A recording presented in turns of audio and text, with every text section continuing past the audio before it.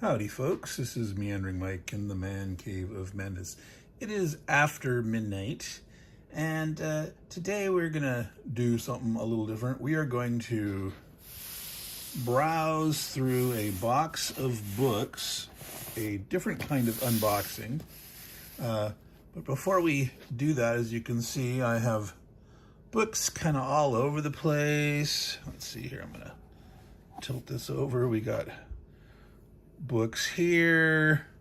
I'm gonna risk showing you Much Chaos.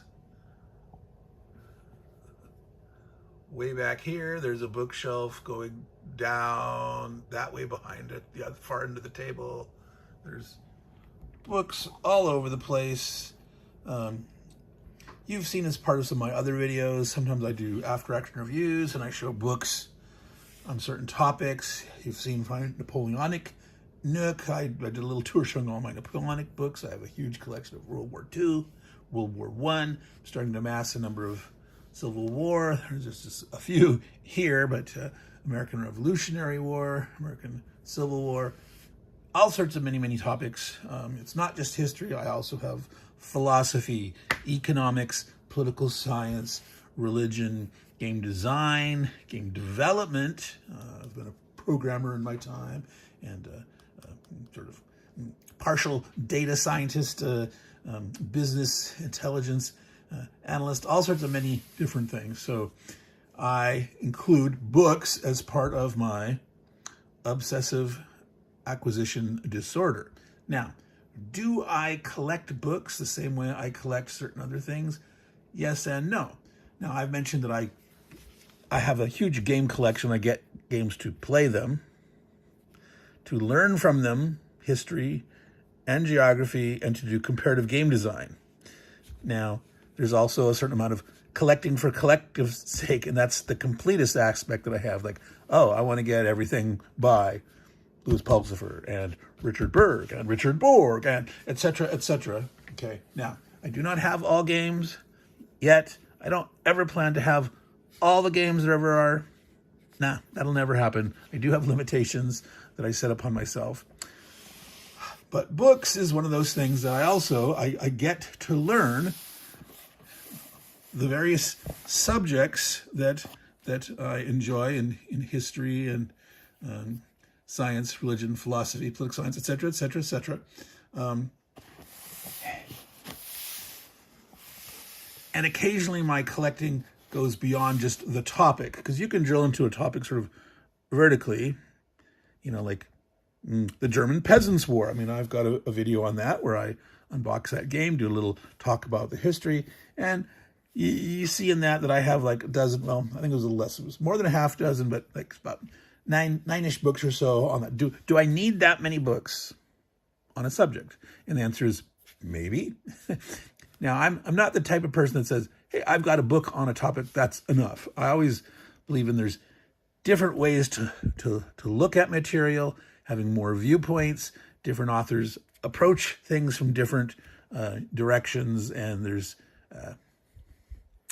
different aspects to history, warfare, battles. And then there's also the connection in history across time. Whereas you have history going linearly, but you have history in geographical space, and you have the advance of, technology and economics. There's trade, there's social change, there's, migrations and climate change and religious movements and developments, and all these things that interconnect each other and cause, historical connections.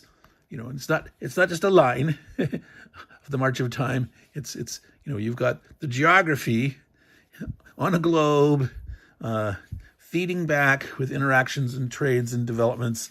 And so there's so many aspects to history and the rest of the development of the world that one can easily get immersed very deep in a subject matter. And so the depth to which I can collect, there's the breadth the connections and the depth. You can pick a topic and go deep, but you can go wide. What happened before? What's going to happen after? What is there? Social aspects, technological aspects, economic trade aspects, etc. The forces of religion, social movements, etc.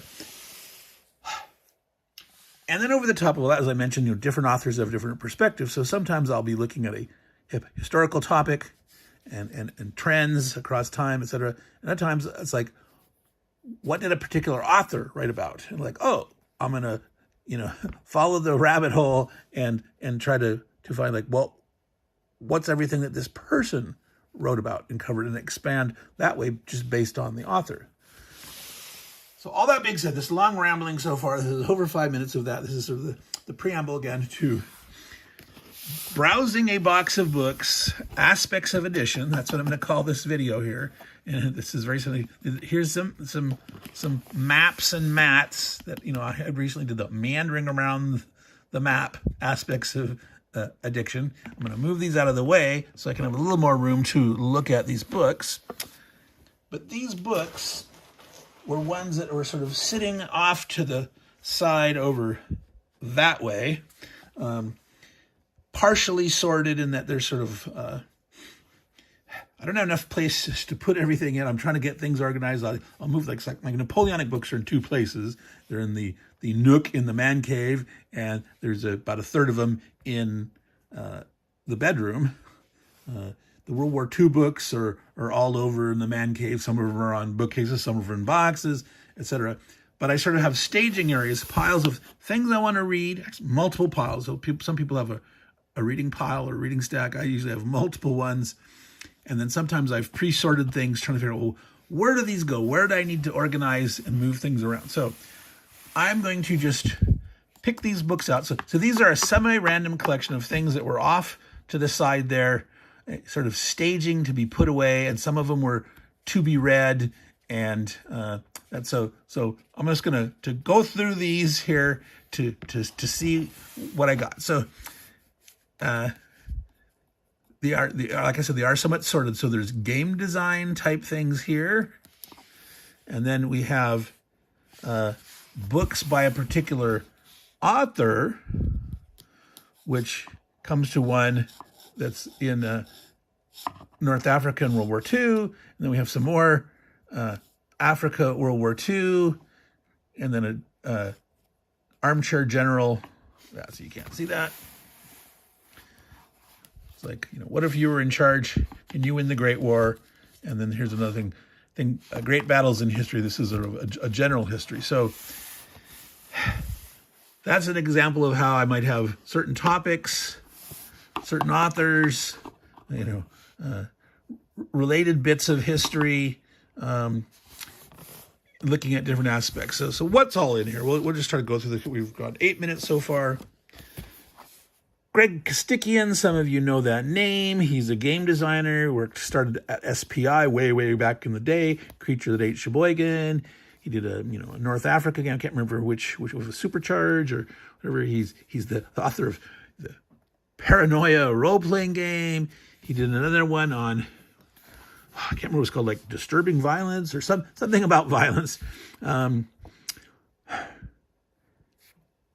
He's the designer / developer on SPI's Sword and Sorcery, many different things. He is currently active in the online game world, computer games, phone games. I think this is some phone game stuff. So he's still in the biz of games, but this is a book that he wrote on uncertainty in games, and I'm all about uncertainty, probability, fog of war. So this is on the reading pile. Actually, started that. There's a bookmark in there. But he's like a joint author in the book Zones of Control. So Greg Kostikian, he also wrote another novel. So that's there to read on the pile. But some of these other ones are like ones that I don't plan on getting to anytime soon. But at some stages of some of you know that I'm working on a couple of different game designs, and I like to look from different perspectives. Jeffrey Engelstein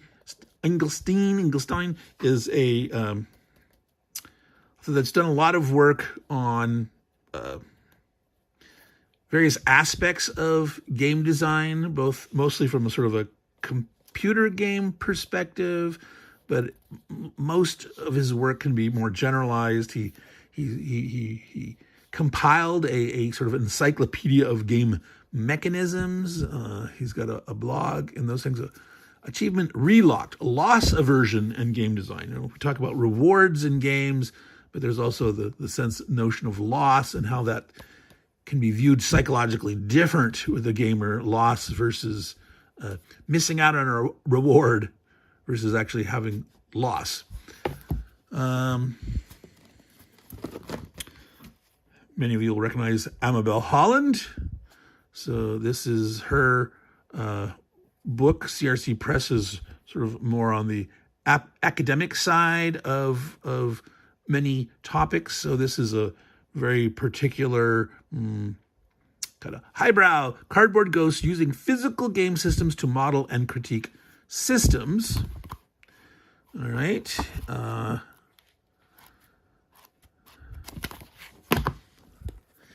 Now, this is the only title I know by Sarah Shipp. I do not know if she's done other things or not, but thematic integration in board game design. That's always been an issue in design. You know, what do you start first? Do you start with themes or mechanism? Do you have a theme and find the mechanisms that appropriately bring the theme to life? Or do you, start with theme and search?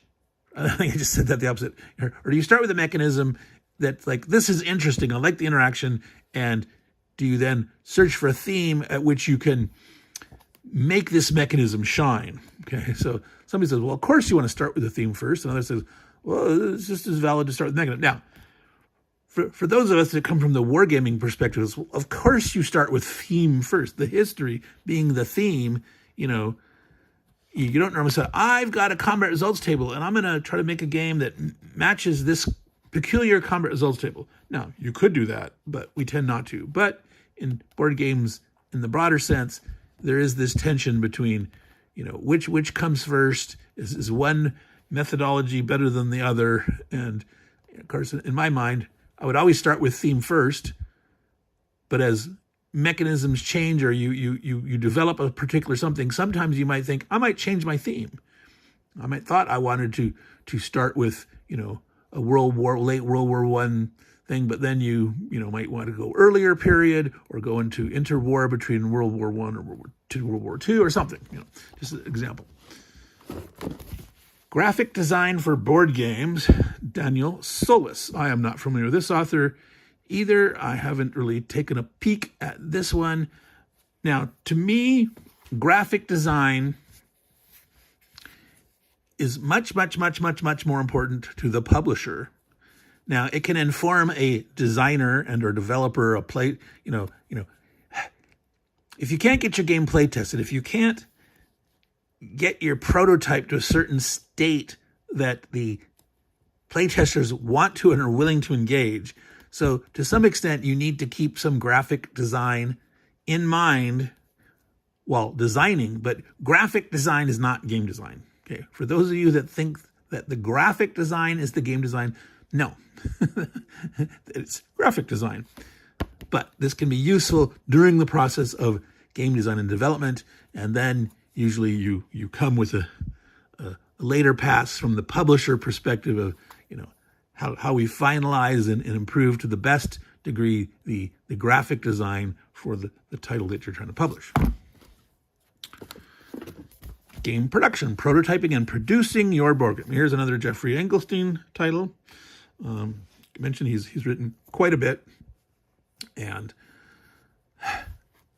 producing your board game might not be of interest to you at all if you don't want to self-publish, but to the degree to which you need to do prototyping, and sometimes a certain level of sophisticated prototype is needed sometimes to attract a publisher to your game, so the line blurs. So the more you can understand about game production, the more likely that you might be able to in the creation of your design, account for certain issues and present it in such a way that it'll be more palatable to a potential publisher.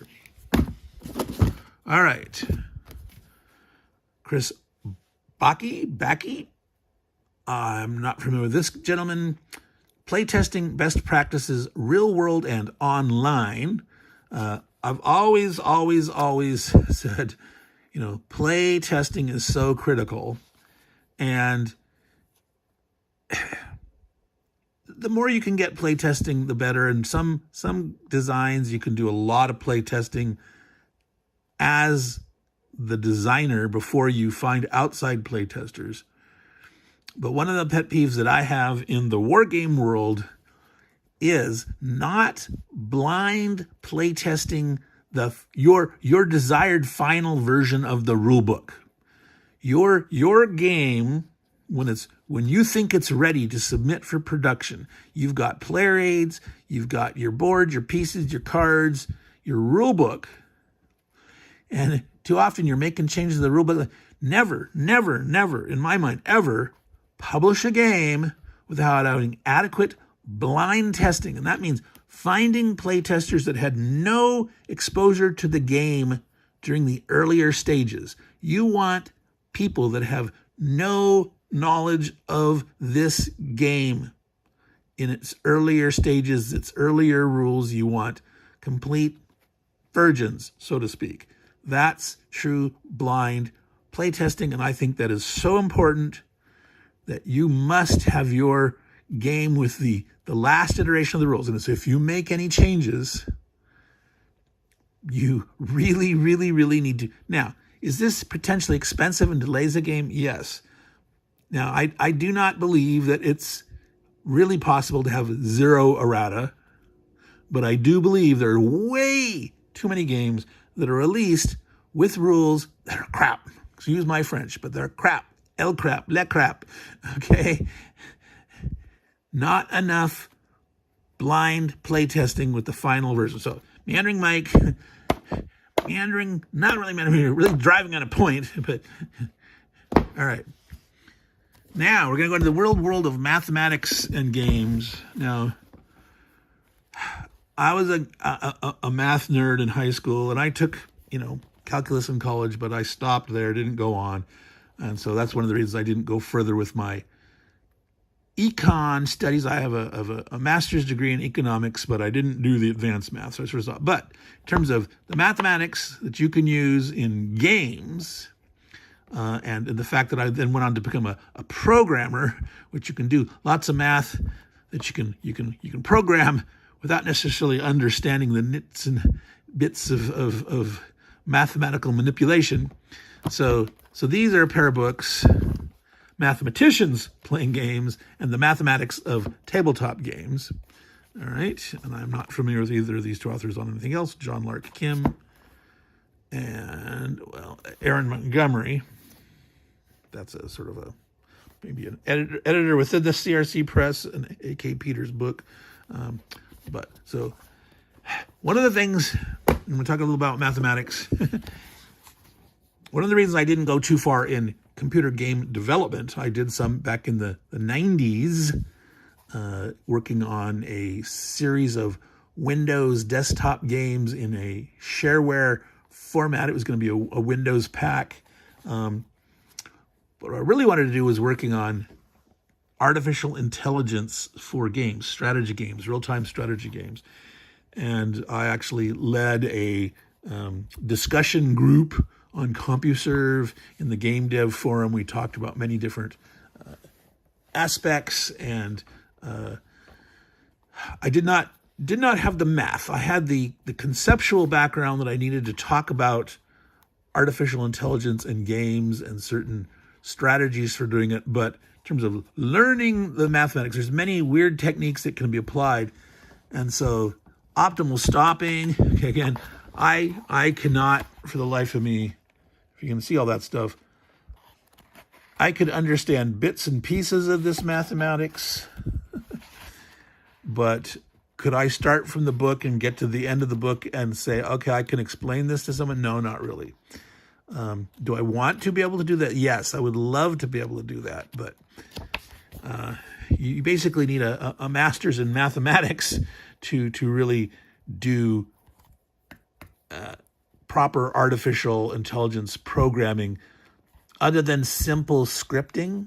Okay, there's a lot of games where you can sort of script things, and that's a little bit, but there's many theories in different engineering and things that, there's simulated annealing and optimal stopping and things where you can calculate things, you can do certain things, and I would love to learn those. And I don't know why I keep buying these kind of books, because I'm 99% sure in my bucket list I'll never get around to doing the skills that I need to actually program the artificial intelligence. But given my obsessive acquisition disorder, I still end up buying these crazy mathematics books on things that there's no way I'm ever gonna be able to dig into much. All right, here we're at 20 minutes. We're over the amount of time I want to do, but if we can end this in the next 5 to 10 minutes, we're fine. You guys are used to me meandering around, and most of you have stopped watching a long time ago, and that's just the nature of YouTube. We have people that show up for 15 seconds. We have people that have a tolerance of 15 minutes, and there's some of you that'll watch to the end, and I love you guys. Thank you for watching. And it's not about, there's no monetization here. It's just that, I found someone that actually is interested in what I'm saying and might benefit from this. So, Nuts Publishing, this was a recent, I can't remember if it was Kickstarter or GameFound.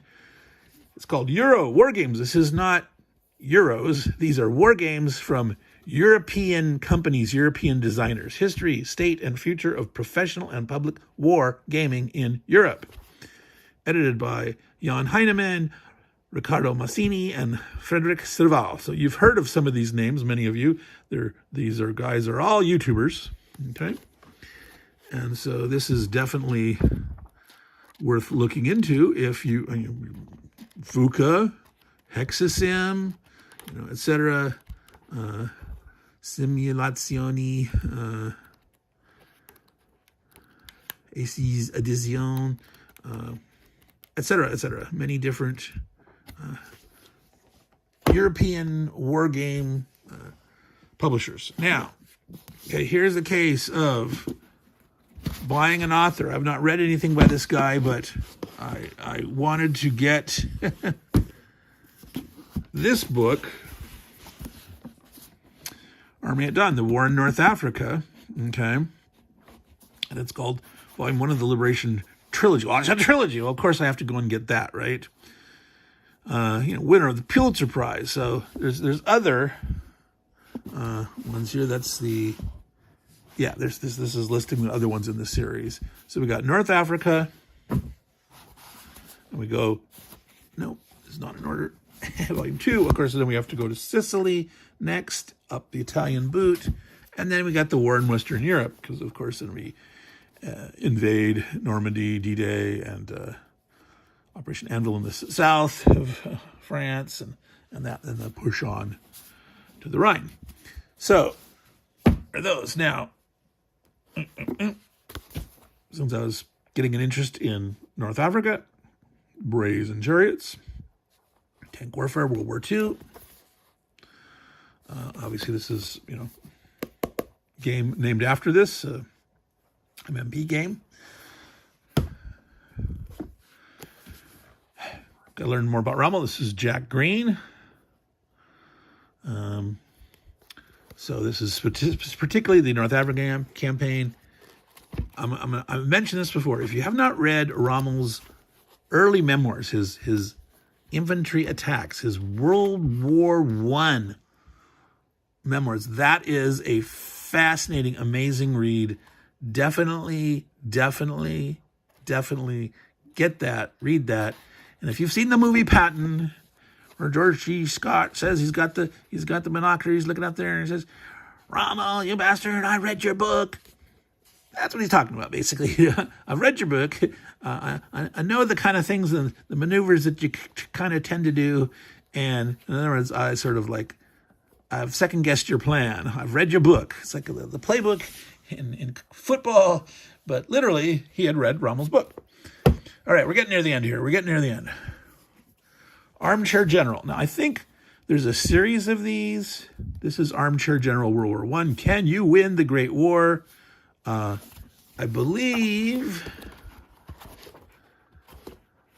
there's different where they ask questions at some point, and like you make a decision, and you can see the results of how did you stack up against history. So kind of like a choose your own adventure book, but with history, with a lot less choices and more reading of the history. So I thought that was a pretty cool idea. And again, I do think there's more than one in this series. And if not, you're saying, well, Meandering Mike, why don't you have them all? How truly obsessive acquisition disorder are you if you don't already have them all? I'm pretty sure I have one more. I think it's a World War II one, but I'm not sure. I'll have to go look. And last, not least, that's stuffed in this box. I filled up this box based on the size of it. The books are at hand, and I knew I wanted to move over to the man cave. Now that I've pulled them all out, I'm going to put them back there. But this day in history, great battles. So I sort of thought of this one, and I spotted it. The War Room. Sad news that the War Room is broken apart and it ended. The Saturday tradition is over, but Rough Swordsman Wargamer would do his This Day in History, and this here has very short, like it comes up with one or two things, so a thing and also on this day. So some just have one thing, some have two. So obviously you can find more things as he does. America wins its freedom at Yorktown. People tease him a lot that, it's all British history. Well, sometimes it's the British losing history. But this is a good kind of little read where you could go through and get little tidbits and stuff. Of course, what you really want is they have some of those very, very thick encyclopedic, timeline books where there's,